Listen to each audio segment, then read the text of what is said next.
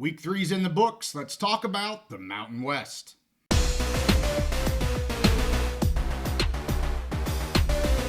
College football is back, and we're back on the big mountain. Hey, great to have you back here on the mountain. I am JY, and this is my good friend Steve.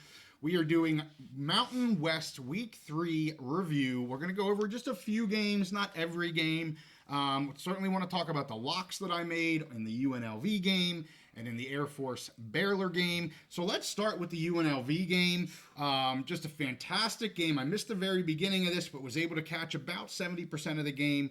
And my gracious, just it's exactly what we were hoping for, what I bet on. I had locked the Rebels here with my pick getting points, and I said, hey, you might want to throw some money on that money line as well. And sure enough, you know, Steve, you and I talked after the game, pretty much hit that nail on the head here. So now after the win against their second Big 12 opponent here in Kansas, they are ranked in the top 25. Really the first time for them. It's absolutely deserved. This team looks really, really good. Let me go over a couple numbers here real quick and we can talk about the game. So total yards here, Kansas actually had more total yards, 352 to 267, but Kansas did have 2 turnovers, whereas UNLV did not have any. Kansas also had 9 penalties for 90 yards. UNLV only 3 penalties for 25 yards.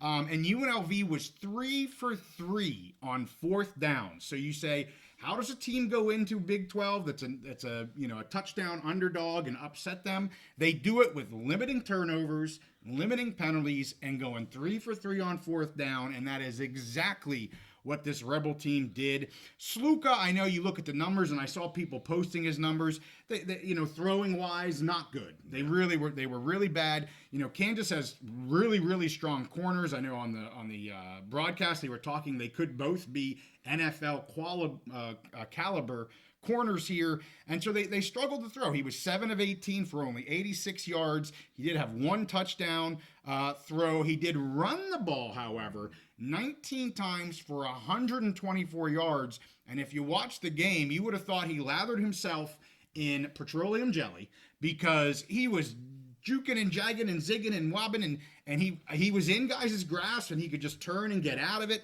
I mean, it's 124 yards, but he worked his butt off for about 120 of those yards, and it's the reason they won the game. His legs are the reason they won the game. Ricky White here, only 3 catches for 4 yards, and I said he was 7 of 18, Sluka was. Some of it were drops. I mean, Ricky White had a really great shot down kind of along the sidelines. It was right there for him, and he just didn't make the catch. So not all of the incompletes were necessarily on Sluka. Some of it was on the receivers when they could actually get open. But some of it was just misfires by Sluka as well. The defense had 2 sacks, 8 tackle for losses. They had 2 interceptions. We've talked about this. Catalan, I got to make sure I say his name right. But anyway, the D-back for the Rebels that came over from Texas, he makes his presence known again with another interception. He is a game changer for the Rebels on defense. The first half for UNLV, I mean, they struggled mightily against the run. I mean, massive gaping holes, gashing multi-tens of yards runs for the quarterback, Daniels, and some of their running backs. I mean, it was just very porous up front for the D-line. But my goodness, did they make the adjustments coming into the second half. They started getting more pressure into the backfield, really filling those holes and frustrating the Kansas offense in the second half. And man, once they kind of got rolling, you could see the frustration. The Boo Birds, the Boo Jayhawks came out, and they were even frustrated in their offense. I'll tell you, when you get the Boo Birds happening on a home field, you know you're doing something right. So while the first half didn't look great for the Rebels, they looked fantastic in the second half, and they pull off the win. Awesome game. What do you want to add, Steve? Like you said, we absolutely nailed every aspect of this game in our preview, from the pick to the money line to what the keys to the game. And yeah, Sluka, he didn't end up with great passing numbers, but like you mentioned, his a lot of big running numbers, but they were like key. Yes. Third down, pick up a first down, keep drives alive, keep scoring drives alive, keep them in the game until, like you mentioned, the defense could adjust in the second half, and I was only able to watch basically the fourth quarter of this game. Right, okay. Following along on ESPN for the rest of it on the app, but we talked about that Illinois and Kansas game and how they were able to get Jalen Daniels rattled. That was the key. Could UNLV or UNLD do the same thing? Right. And it took a little while, but by the fourth quarter, to me, that was the key to the game. Is they were able to rattle Jalen Daniels, get him uncomfortable, get him moving in the pocket, scrambling for his life, kind of thing. Not running downfield, but needing to complete a pass and having to run one direction or the other to evade that pass rush. Yes. And to me, that was the key. That's how they won that game, was getting in his kitchen. So you got to love what you saw from the UNLV defense, especially in that second half. Yeah, and that is exactly what happened. They were getting to him. He was extremely uncomfortable. He couldn't complete a pass. They couldn't run anymore. Just fantastic job with the adjustments and everything they did. And really, from what I saw, it was just a lot more pressure up front. If we get to him, then he doesn't have the time to make that read or make that throw. They really increased the pressure there in the second half. I have one last thought. I wondered coming into this, was the UNLV D on the same were they on the same par with Illinois, who Illinois Big Ten team with a solid defense. Yeah. And for everything I saw, yes. I don't know if they're at that Michigan Ohio State level. Sure. Yeah. But they matched Illinois' performance, I think, on defense, and they look like they are a contender, like a real deal, especially on defense. Yeah. And especially if they can still get those big plays out of Sluka. Right. So let's talk about my second lock. And just as a reminder, I'm now 4-2 on locks for the season. And I hate locking against a Mountain West team, but that's what I did. And I said I really have no idea where Air Force is going to get their offense from. And sure enough, they didn't have a whole heck of a lot of offense. And so I locked the Baylor Bears. They win the game 31-3. Now, I'll say at halftime it was 6-3, and it barely was 6-3 because I kicked the field goal right at the very end of the game. So it could have easily been 3-3. But Baylor, they were moving the ball. They had 3 fumbles from receivers. And I'll give credit to Air Force. They were doing what they had to do, punching the ball out. Second guy coming in. The defense was doing all that they could there, but they just don't have the offense. And then when Baylor came out, you could see by the end of the second quarter, their coach had enough. He brought them together. He was kind of ripping them on the field. Time to lay down the hammer. And I guarantee you, he ripped them in the locker room there. And yeah, they went off. 25 points there in the second half. Total yards here, 478 for Baylor, 218 for Air Force. If my memory serves, they were about 170 or so a week ago. So they're just right around that 200 mark. And I think that's where they're going to be all season. I'm struggling to find where this offense is going to come from. It's Boucher. I was calling him Boucher, but it's Boucher. He was, I think it was 0 for 5. And he just they just can't throw the ball. They don't have the running backs that they had before. And this Baylor team's they're just a more talented team. I mean, it's a more talented team. And Air Force stuck around for one half, but the dam broke and there it went. So not a whole lot more to say other than the Air Force offense did exactly what I expected them to do: score 3 points. And it's going to be a struggle. Yeah, like I said, since the preseason, I was really worried about Air Force this year. Combination of, like what you said, losing so much, their quarterback and their running backs. They just lost so much. Combine that with what we talked about last year, the rules changes. Yeah. And then just how college football is changing with transfers and everything. I think this is a really bad time, really bad year for Air Force. I don't know. You said you don't know where the offense is coming. I don't know where the wins are coming from this year. It's going to be a struggle. Sure.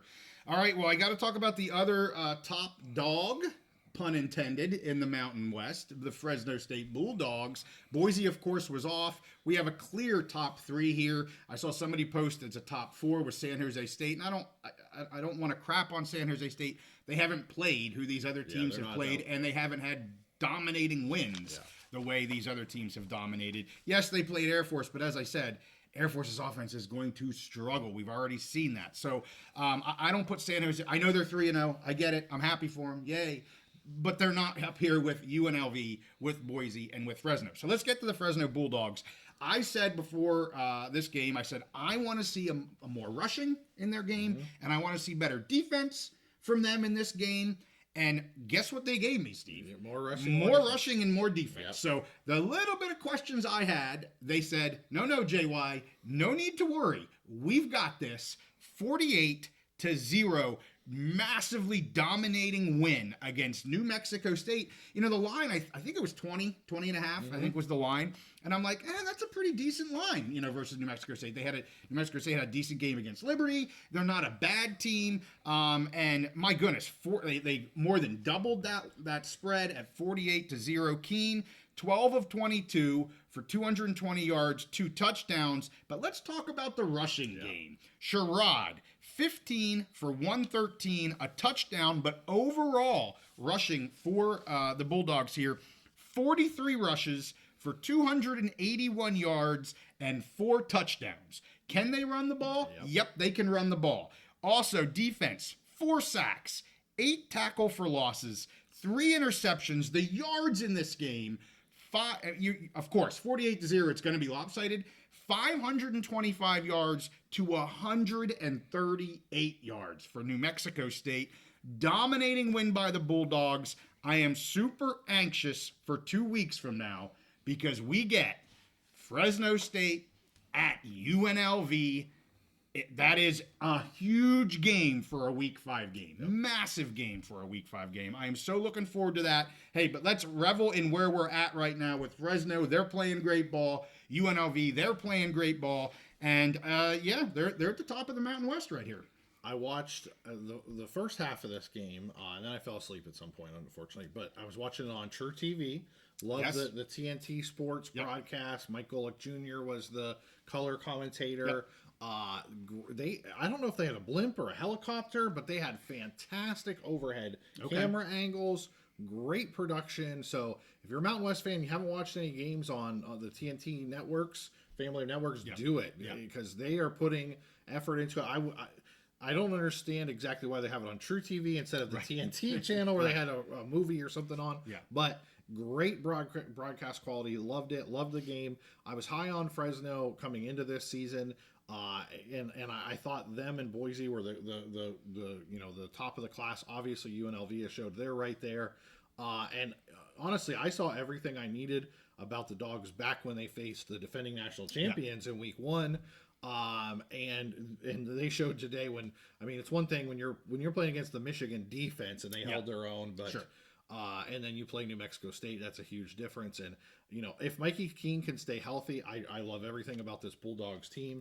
And like we talked about, their schedule is a little easier. If they can get past that UNLV game, they got a little easier schedule the rest of the way out. But that, like you said, huge game.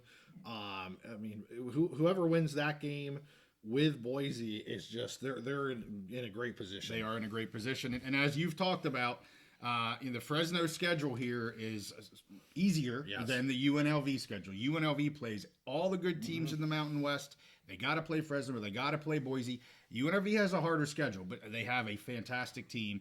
But you're right, Fresno's schedule lays up a little bit better for them if they can get past this UNLV team. So the only other game I want to talk about, and I think, Steve, maybe you can just talk quickly about the Beavs and the Cougs since we follow them.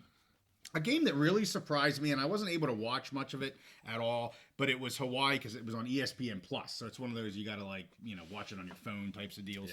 But Hawaii 13, Sam Houston 31, really surprising here. This Hawaii team's been up and down. They really struggled early on against Delaware State, just not scoring points. Then they had a decent game against UCLA. I know you're down on UCLA, but still a Hawaii team playing a Big Ten team like that, a UCLA team. They kept it close, but then they go to Sam Houston. I get it. There's the travel to Texas. I understand. But 13-31, it's just not going to cut it. Total yards, 308 to 426. Penalties, 14 penalties from the Warriors here. That's not good. That's not going to do it for you. And they were only 2 of 14 on third down. They have too good of an offense and too good of a quarterback to only score 13 points against Sam Houston. So I'm scratching my head. I will also say, I started off with my good, although Baylor's beating Air Force isn't good for the Mountain West, but good from my pick side of things. I had taken Hawaii in the points. They needed way more points than 4.5. The other one that I got correct was taking Colorado over Colorado State. That was 7.5. Colorado easily covered that spread. And again, the Colorado State offense is just struggling. Fowler, Nicolasi, and you've said about the Buffs defense is just like they're kind of Swiss cheesy. Yeah, they're not terrible. that good. Yeah. This is another game here that I'm going, wow, Colorado State, and this was a team some people had up in the top 3 or 4 of the Mountain West. I've always said I'll believe it when I see it. They have not showed it to me to this point, and they're certainly not showing it in the first few weeks of this season. So I hate to be down on teams, but Hawaii, I expected more from you. And Colorado State, I think everybody expects more from you. So, yeah, those were 2 teams that I just really scratched my head with. And, of course, I have to say Wyoming starting 0-3. Still question where the heck is their offense going to come from. So there's the bad for me this week, with Hawaii, CSU, and Wyoming. Yeah. So anything with that, and then just real quick on the Beavs and Cougs. Yeah. So Hawaii, I don't. You can't trust them. I mean, just No, you can't. The travel and whatever they got going on, you just can't trust them. You never know what you're going to get out of them. Yeah. I do want to talk about. We did a Big Ten weekend review, and we talked about the Oregon State game, the Civil War, and we talked about the Apple Cup in depth on those. But I just want to say, because I know we have a lot of Beavs and Cougs fans that follow our Mountain West coverage. First of all, I'll talk about the Beavs, and like I said in the other game, I liked their strategy, and I liked they came out ball control offense, had long drives, taking a long big chunks of the clock off with long drives. Unfortunately, they had a blocked field goal. And to me, this was a matter of they came out, they did a good job executing what they wanted to do in the first half. Oregon just had too much talent, too many horses. Yeah. And Oregon wanted to run and gun, and they were able to do that. And at a certain point, the Beavs just couldn't do anything to keep up. Right. And then the other game, focusing specifically on the Cougs, massive win for them. I loved the Cougs coming in. We both took the money line on the Cougs. We took them to get 4.5 points.